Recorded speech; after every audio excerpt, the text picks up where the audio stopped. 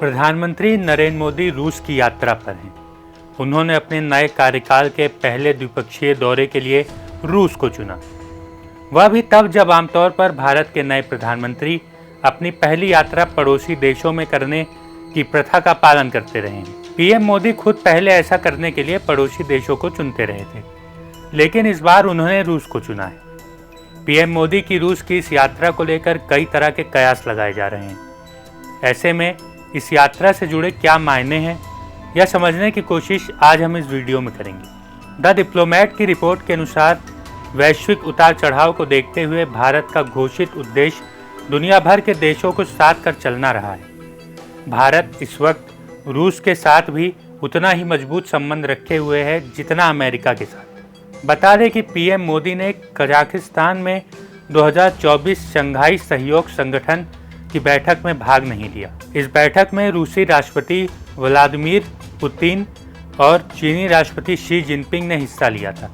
America समेत पश्चिमी देश एससीओ को अपने खिलाफ देखते हैं। वहीं चीन ने एससीओ को पूरी तरह से अपनी गिरफ्त में लिया हुआ है और अपने इशारों पर इस समूह को चला रहा है।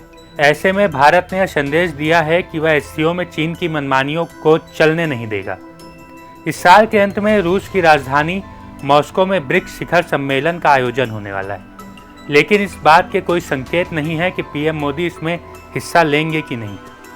ऐसे में प्रधानमंत्री नरेंद्र मोदी की यह रूस यात्रा अपने आप में बेहद खास बताई जा रही है। इस यात्रा के मायने को समझने के लिए पहले भारत और रूस के संबंधों पर कुछ बात कर लेते हैं। दरअसल भारत और रूस के बीच दोस्ती का आधार कई ऐतिहासिक, राजनीतिक, आर्थिक और सांस्कृतिक कारणों पर आधारित है। भारत और सोवियत संघ के बीच के रिश्ते 1950 के दशक से ही मजबूत रहे हैं। दोनों देशों ने शीत युद्ध के दौरान एक दूसरे का समर्थन किया, खासकर 1971 के भारत पाकिस्तान युद्ध के दौरान। रूस भारत का सबसे बड़ा हथियारों का सप्लायर भी है। भारत की सेना के उपकरणों और हथियारों का एक बड़ा हिस्सा रूस से आता है। दोनों देशों के बीच संयुक्त सैन्य अभ्यास और तकनीकी सहयोग भी होता है। दोनों देश विभिन्न अंतर्राष्ट्रीय मंचों पर एक दूसरे का समर्थन करते हैं, जैसे संयुक्त राष्ट्र, ब्रिक्स, शंघाई सहयोग संगठन। भारत और रूस के बीच ऊर्जा, खनिज और अन्य क्षेत्रों में व्यापारिक संबंध है। इसके अलावा दोनों देश परमाणु ऊर्जा के क्षेत्र में भी सहयोग करते हैं, जैसे कुर्णाकुलम परमाणु ऊर्जा परियोजना। चीन की बढ़ती ताकत और क्षेत्रीय स्थिरता के लिए भारत और रूस एक दूसरे के साथ सहयोग करते हैं।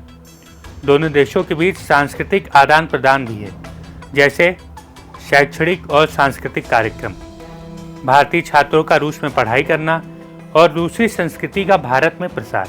यही वजह है कि रूस भारत का एक भरोसेमंद साथी बना हुआ है और दोनों देशों के बीच दोस्ती मजबूत बनी रहती है। दोनों देशों के बीच आगे की क्या रणनीति है, इस पर बात करें तो भारत और रूस ने अपने ऊर्जा सहयोग को और बढ़ाने की योजना बनाई है, जिसमें दीर्घकालिक तेल और गैस आपूर्ति समझौतों को शामिल किया जा सकता है। इसके अलावा दोनों देश ऊर्जा परियोजनाओं में निवेश और तकनीकी सहयोग पर भी काम कर रहे हैं। ऊर्जा क्षेत्र में भारत और रूस के बीच सहयोग सिर्फ तेल तक सीमित नहीं है।